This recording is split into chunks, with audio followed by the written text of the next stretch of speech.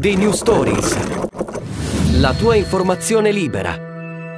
Per quanto riguarda le condizioni cliniche di Papa Francesco, giunto al 24° giorno di ricovero al Policlinico Gemelli per una polmonite bilaterale, i medici non hanno diffuso alcun bollettino aggiornato nella giornata di oggi, rinviando eventuali comunicazioni a domani.